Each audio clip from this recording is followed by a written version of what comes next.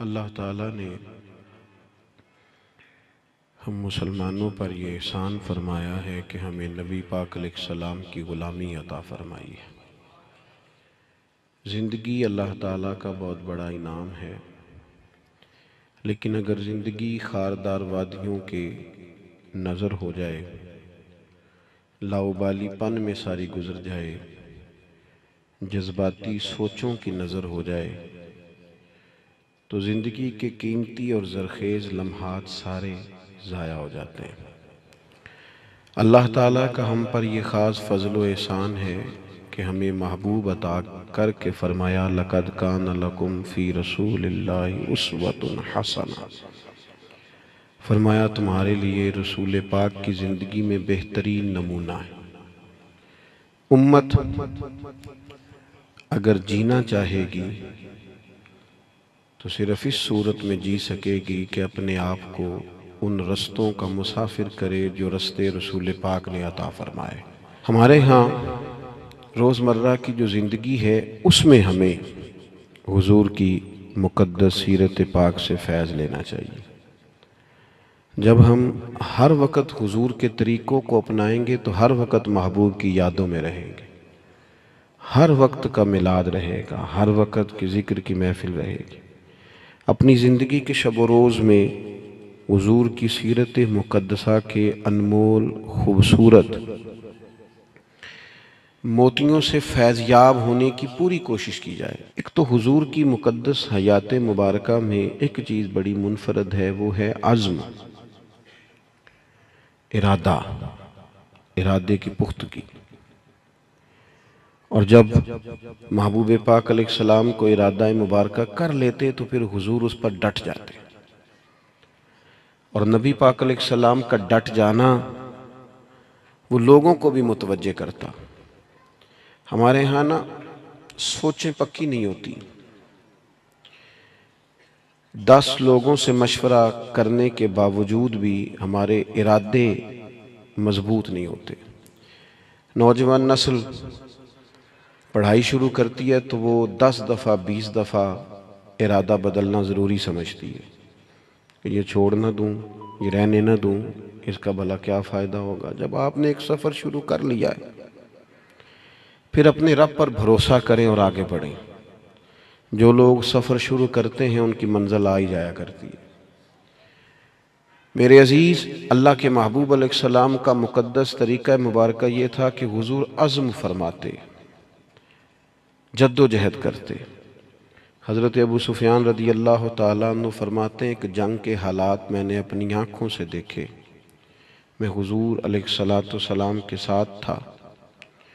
کیفیت اس طرح کی ہو گئی کہ ارادہ یہ ہوا کہ کچھ دیر پیچھے ہٹا جائے اور پھر نئی منصوبہ بندی کے ساتھ حملہ کیا جائے، لیکن میں نے حضور کی مقدس سواری کی لگام تھامی ہوئی تھی۔ حضور آگے ہی بڑھتے چلے جاتے، آگے ہی بڑھتے چلے جاتے، حالانکہ جنگ کا نقشہ کوئی اور رنگ بتا رہا تھا، کچھ اور صورت اختیار کر رہا تھا، لیکن حضور بڑھتے جا رہے ہیں۔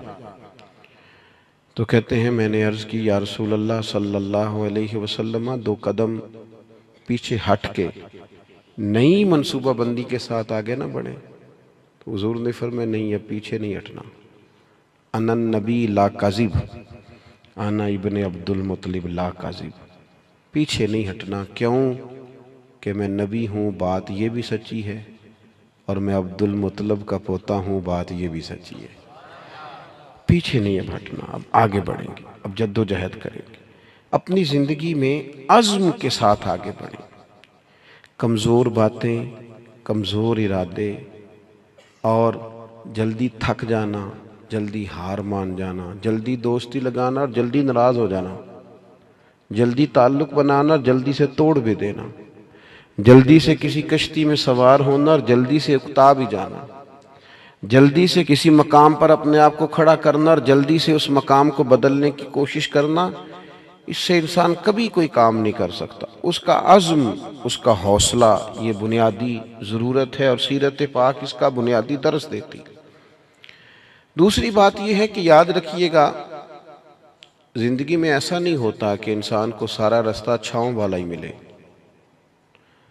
کچھ دن ایسے بھی آتے ہیں جن میں دن بھی لمبے ہوتے ہیں اور دھوپ بھی سخت ہوتی ہے، اور کبھی کبھی ان دنوں میں روزے بھی رکھنے ہوتے ہیں۔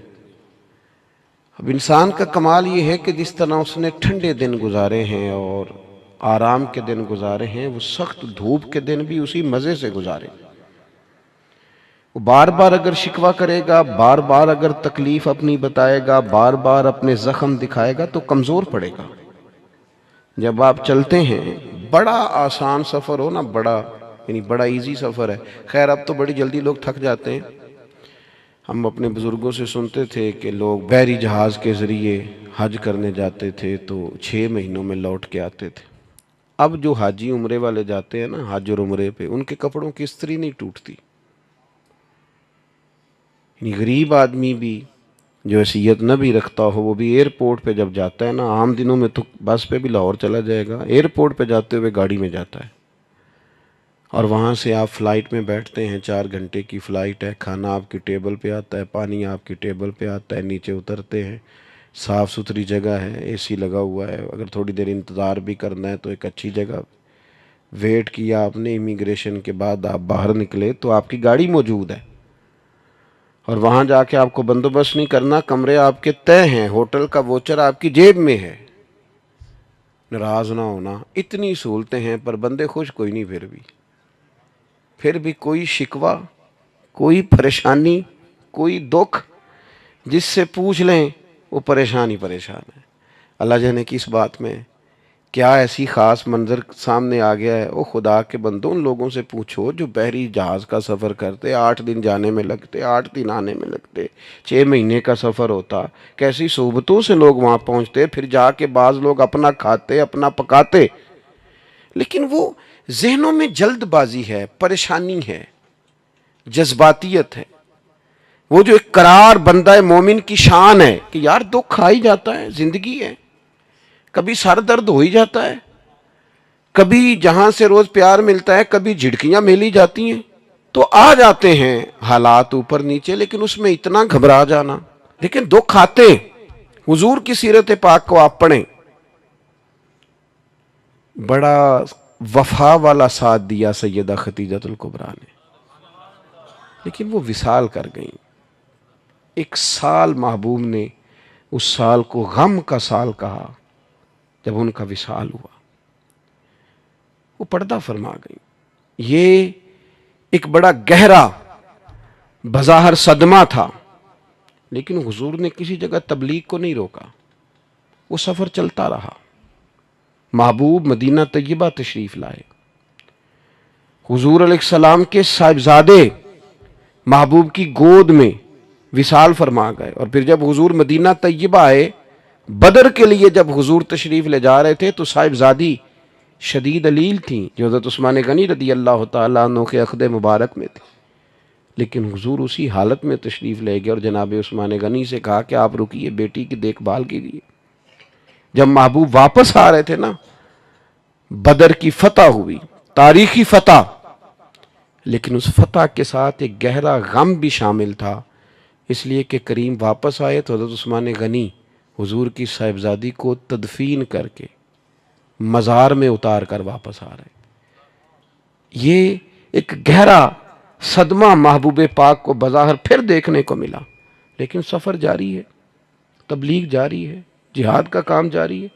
وہ جناب خیر ہے، آپ کی طبیعت ٹھیک نہیں رہتی تو وہ میری طرح کے بندے آگے وہ تانوں کی دسی ہے گامی لے گئے نے مینوں، وہ فلانی چیز، وہ چھوڑ یار، یہ زندگی کے ساتھ ہیں، سکھ بھی تو بیان کرنا جو اللہ نے عطا فرمائے، آسانیوں کا بھی تو ذکر کرنا جو مالک نے دی ہیں، دکھ بھی آئی جاتے ہیں، دکھ قبول محمد بخشا راضی رہن پیارے، لیکن یہ کمزوری دکھانا اور کہنا جی مجھے دکھ لے گئے اور ہر وقت کی پریشانی، ساری زندگی تندرستی دیکھی اور ذرا بیماری آئی ہے تو اسے دماغ پہ سوار کر لینا، ذرا تکلیف آئی ہے تو اسے پوری طرح اپنے ذہن میں بسا لینا اور ساری تندرستی کو بھول ہی جانا اور معاذ اللہ مایوس باتیں کرنا، یہ حضور علیہ السلام کی مقدس سیرت پر چلنے والوں کا طریقہ نہیں ہے۔ حضور علیہ السلام نے یہ بدر کی بات کی، احد میں جو حضور کی مقدس کیفیت تھی نا، وہ بھی بڑا دل کو غمزدہ کرتی ہے۔ محبوب کے پیارے چچا شہید ہوئے حضرت امیر حمزہ، بڑا پیار تھا حضور کو حضرت عبداللہ سے، ان کا وصال ہوا۔ بڑے بڑے کبار صحابہ اس جنگ میں چلے گئے، 70 کے قریب لوگ احد کے میدان میں شہید ہوئے، اور دردناک شہادتیں۔ کافروں نے حد کر دی ظلم کی، لیکن یہ سفر جاری رہا۔ اس کے بعد کوئی ایسا تو نہیں ہوا کہ اب ہم جہاد میں نہیں جا سکتے، معاذ اللہ کمزور ہو گئے۔ صحابہ گئے، خندق میں گئے، خیبر میں گئے۔ حضور نے اسی جذبے کے ساتھ خطبے دیے، آگے بڑھنا ہے اور آگے بڑھنا ہے، آگے جانا ہے، منزل ابھی دور ہے۔ لوگ آتے بھی رہتے ہیں، لوگ جاتے بھی رہتے ہیں، لیکن زندگی کا سفر جاری رہنا چاہیے۔ یہ 2 4 5 دکھوں کو دیکھ کر وہاں روک نہ جائیں۔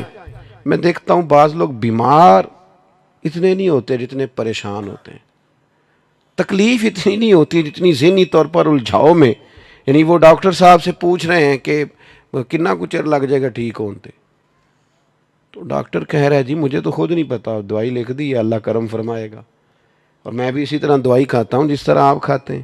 الجھے نہیں، پریشان نہ ہوں، ہم رسول کائنات کے ماننے والے ہیں، ہم حضور کے غلام ہیں، سیکھے تو صحیح ہمارے نبی نے ہمیں کیا عطا کیا ہے۔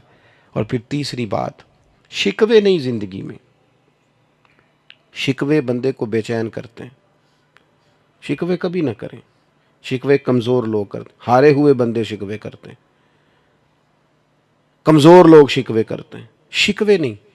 آپ کسی کا شکوہ شروع کر لیں، آپ کا دل سخت ہونے لگ جائے گا، اس بندے کے اور عیب آپ کو نظر آنے شروع ہو جائیں گے، اس کی اور کمزوریاں آپ کے سامنے واضح ہونی شروع ہو جائیں گی۔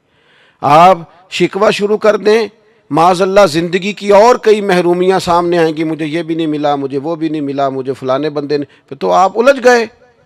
شکوہ کرنے سے بے چین ہوتا ہے بندہ، اور بندہ شکر کرے تو اللہ اس کے دل کو تسلی عطا کرتا ہے۔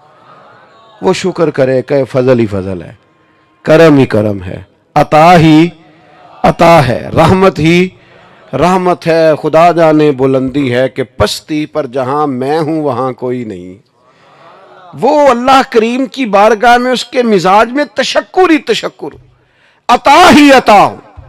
جب آپ شکوے کا آپ نبی پاک علیہ السلام کی حیات مبارکہ کو دیکھیں، حضور کی ساری حیات مبارکہ ہمیں شکر کا سبق دیتی ہے۔ ساری رات محبوب مصلی پہ کھڑے ہیں، مقدس قدموں میں ورم آ گئے۔ سیدہ عائشہ صدیقہ فرماتی ہیں، مسلم کی حدیث ہے، یا رسول اللہ آپ اتنی ساری عبادت میں مشقت فرماتے ہیں، حالانکہ آپ کے صدقے اللہ اگلوں پچھلوں کو معاف کرے گا، آپ کو تو اللہ نے بڑی عظمتوں سے مالا مال فرمایا۔ تو حضور فرمانے لگے، عائشہ آپ نے بتایا نا اللہ کا مجھ پر بڑا انعام ہے، تو پھر میں اپنے رب کا شکر گزار بندہ نہ بنوں؟ یہ میرا ساری رات کا قیام یہ شکر کے لیے، یہ میرا سجدہ شکر کے لیے۔ اور حضور علیہ السلام کی ایک طویل حدیث ہے، اس میں حضور نے فرمایا، لوگوں مجھے اللہ نے اپنا حبیب بنایا ہے، میں فخر کے ساتھ نہیں کہتا، قیامت کے دن سب سے پہلے میں ہی سفارش کروں گا اور میرا رب میری سفارش کو قبول کرے گا، میں فخر کے طور پہ نہیں کہتا۔ حضور فرمانے لگے، جنت کا دروازہ سب سے پہلے میں کھلواؤں گا، میں فخر کے طور پر نہیں کہتا۔ محبوب پاک علیہ الصلوۃ والسلام فرمانے لگے، سب سے زیادہ کثرت جنت میں میری امت کی ہوگی، میں فخر کے ساتھ نہیں کہتا۔ فرمایا میں مقام محمود پہ رب مجھے کھڑا کرے گا، میں فخر کے طور پر۔ آپ کبھی دیکھیں تحدیث نعمت پر سرکار نے کتنا کچھ بیان فرمایا، میرے رب نے مجھے یہ بھی دیا، میرے رب نے مجھے یہ بھی دیا، میرے رب نے مجھے یہ بھی دیا، کہاں کہاں کس کس رنگ میں حضور اللہ تعالیٰ کا شکر ادا کرتے ہیں۔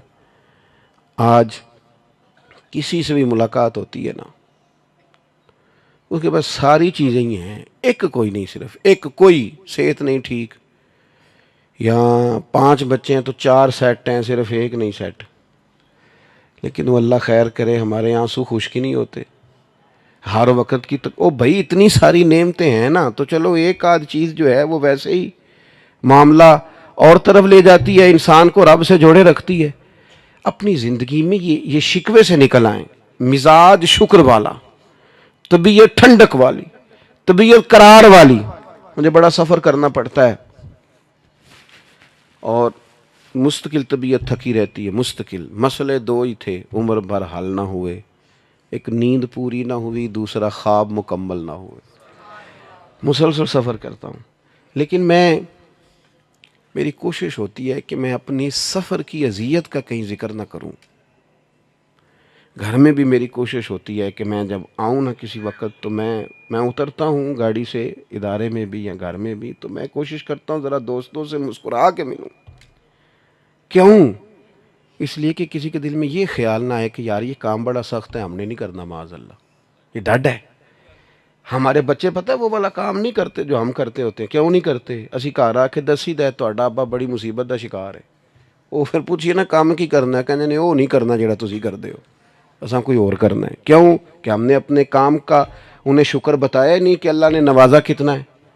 وہ ہمارے ہاں مزدور بندے بعض اوقات، ایک دوست مل گئے، کہنے لگے جی او جی میں تے مزدور آدمی ہوں جی ساری زندگی۔ تو میں کہا تو مزدور ہیں تے سر اونچا کر کے گل کر، نیواں تے وہ کرے جد کو کرپشن دے پیسے نے، تو کیوں نیچا سر کر رہا ہے؟ نیچا سر وہ کرے جس نے قوم کا مال کھایا ہے۔ تو سویرے محنت کر کے روٹی کماتا ہے، تو اونچے قد سے کہا کر شکر ہے اللہ تعالیٰ کا میں وہ کام کرتا ہوں۔ میرے نبی پاک علیہ السلام نے فرمایا بہترین روٹی اس نے کھائی ہے جس نے اپنے دو ہاتھوں سے محنت کر کے کھائی ہے۔ تو ناز کے ساتھ وقت گزاریں۔ کمزور پڑ جانا اور جناب پریشان ہو جانا اور کسی ہر وقت مزاج میں شکوہ، یہ بندے کو بے چین کر دیتا ہے۔ آخری بات سنیں، اور نوجوان زیادہ توجہ کریں میری بات پر، کبھی کسی بندے کو مایوس نہ کریں، اسے ایسی خبر نہ سنائیں جس سے وہ پریشان ہو جائے، کبھی کسی کو بدگمان نہ کریں، کبھی اس کے کسی اپنے کے بارے میں اس کے دل میں نفرت پیدا نہ کریں، کبھی نہیں۔ دوستوں کے بیچ یہ کام نہ کریں کبھی بھی۔ اللہ کے محبوب کا طریقہ پتہ کیا تھا؟ حضور محبتوں کا دوام کرتے، نبی پاک نا آپس میں پیار کراتے۔ آپ کو پتہ ہے اسلام کے اندر خلاف واقعہ بات کرنا، جھوٹ بولنا کتنا بڑا جرم ہے، لیکن حضور نے فرمایا دو بچھڑے ہوئوں کو ملانے کے لیے اگر تمہیں ایسی بات بھی کرنی پڑے نا جو واقعہ کے خلاف ہے تو کر دو، اس پر تمہیں گناہ نہیں ہوگا۔ اگر دو کو جوڑنے کے لیے، یعنی تم کہہ دو کہ یار ملا تھا تیرا بھائی تجھے بڑا یاد کر رہا تھا، کہہ دو، اگرچہ وہ بھی نہیں کر رہا تھا لیکن ان کے دل قریب ہو جائیں گے، اللہ راضی ہوگا تم سے۔ خلاف واقعہ بات کر، اور یار ایک دوسرے کے نا قریب کریں ایک دوسرے۔ یہ کئی دفعہ خود قریب کرنے سے بندہ نہیں ہوتا، تھوڑا سا کوئی کہہ دینا کہ یارو تیرا یار بڑا یاد کردہ سی پیا، تو بندہ نام ہی ٹائم کڑنا ہوئے تام ہی کڑ لیدا کسے لے۔ چلیں یار ملائیں، محبتوں کو فروغ دینا آپس میں۔ وہ نا آج کل اللہ خیر فرمائے بڑا خوفناک مسئلہ ہے، بڑا خوفناک۔ تین بندے بیٹھے ہیں، ایک اٹھ کے گیا ہے تو دو نے سر جوڑ لیا، اس کی غیبت کر رہے ہیں، حالانکہ اس کو نہیں پتا کہ جس کی تو بات سن رہا ہے وہ بڑا ڈڈ ہے، جب تو اٹھ کے جائے گا وہ تیرا اس سے بھی برا حال کرے گا، اس سے زیادہ خطرناک تیرے ساتھ یہ رویہ اختیار کرے گا، اس لیے کہ اس کے سامنے تعریفیں کر رہا تھا، جاتے ہی اس نے تباہی اتار دی۔ کبھی اس خوش فہمی کا شکار نہ ہو کہ جو آپ کے سامنے کسی کی غیبت کر رہا ہے وہ آپ کو معاف کرے گا، سوال ہی پیدا نہیں ہوتا، کبھی نہیں کرے گا، چونکہ اس کی عادت ہے۔ حضور محبتوں کو آپ دیکھیں نا کس طرح حضور نے عظمتیں بیان کی، جناب صدیق کی شانیں بھی بتائیں، حضرت فاروق کی عظمتیں بھی بتائیں، سیدنا عثمان غنی کی بات بھی کی، مولا علی کی شان بھی بتائی۔ نبی پاک علیہ السلام نے حضرت صہیب رومی، حضرت بلال حبشی، حضرت عمار بن یاسر، ان سب لوگوں کی عظمتیں بیان کی۔ کیوں؟ کہ لوگوں کے دلوں میں ایک دوسرے کے لیے محبت بیٹھے۔ اس کا نتیجہ تھا، اس کا رزلٹ نکلا کہ حضرت بلال آتے تو جناب عمر اٹھ کے کھڑے ہو جاتے اور اپنی کرسی پہ بٹھا کے کہتے بلال جب سے حضور کے غلام ہوئے ہو ہمارے تو امام ہی بن گئے۔ یہ محبوب نے عظمت کبھی۔ اور پھر ہمیں سب سے زیادہ تکلیف کن لوگوں سے ہوتی ہے؟ جو ہمارے زیادہ قریب ہوتے ہیں، حالانکہ ہمیں معاف سب سے زیادہ ان کو کرنا چاہیے جو ہمارے زیادہ قریب ہوتے ہیں۔ جو زیادہ قریب ہوتے ہیں وہی غلطیاں کریں گے نا، باہر سے آ کے کس نے غلطی کرنی؟ بعض اوقات دوست محبت سے ملتے ہیں، کہتے ہیں میں عمرے پہ جا رہا ہوں، کوئی کمی کوتاہی ہو گئی تو معاف کرنا، تو میں گزارش کیا کرتا ہوں کہ میرے پاس تو آپ بڑے احترام سے آتے ہیں، معافی تو ان سے مانگے جن سے آپ کا روزمرہ کا تعلق ہے۔ ان لوگوں کے ساتھ بعض اوقات ہماری شکر رنجیاں ہوتی ہیں، تو ایک تو اپنی زندگی میں عزم پیدا کریں۔ یہ کچی پکی باتیں کرنے والے جوان جو ہیں نا، ان پر کبھی کبھی بڑا غصہ آتا ہے کہ یار تو اپنا قد دیکھ، تو آگے بڑھ، تو جد و جہد کوئی ارادہ تو کر، تو کمزور بات کر رہا ہے۔ اور دوسری بات یہ کہ دکھ آئیں گے، تکلیفیں آئیں گی، یہ ساتھ ساتھ ہی رہتی ہیں، اس سے کوئی بندہ بھی خالی۔ اور پھر یہ کہ ایک دوسرے کے درمیان صلح جوئی کی کوشش کریں۔ ایک سب سے زیادہ خطرناک مسئلہ اس وقت ہوتا ہے جب میاں بیوی کے درمیان لوگ عداوتیں پیدا کراتے ہیں۔ دائیں بائیں والے لوگوں نے سائیڈ پہ ہو جانا ہے، انہوں نے اکٹھے رہنا ہے۔ اور جس گھر میں میاں بیوی کا سلوک نہ ہو، اس میں ساری نعمتیں بھی ہوں تو گزارا ٹھیک نہیں ہوتا، اذیت ناک زندگی۔ لیکن ساتھ والے کیا کرتے ہیں؟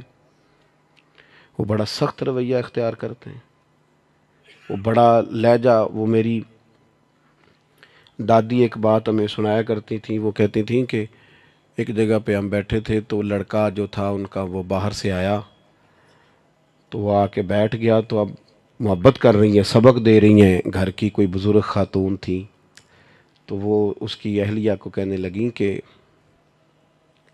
پتر جدو بندہ باہروں آئے پانی لے آئی دے، پانی پلا انہوں۔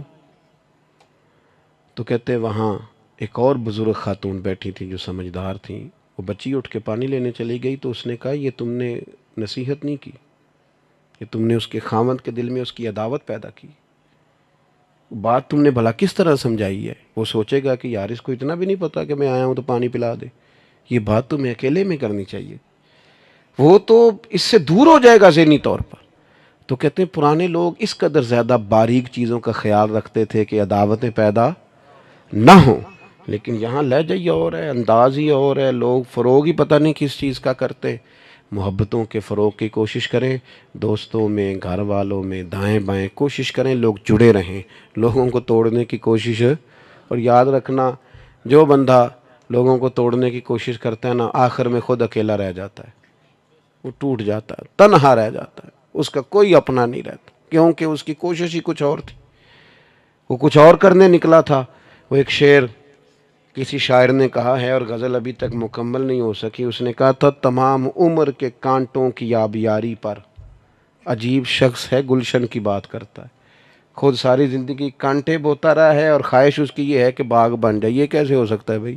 آپ نے جو بیج بویا ہے، تمام عمر کے کانٹوں کی آبیاری پر عجیب شخص ہے گلشن کی بات کرتا ہے۔ اللہ کی بارگاہ میں دعا ہے اللہ تبارک و تعالی ہم سب کا یہاں حاضر ہونا قبول فرمائے، ہماری غلطیاں معاف فرمائے، اور مالک کریم حضور کے بتائے ہوئے رستوں پر چلنے کی توفیق عطا فرمائے۔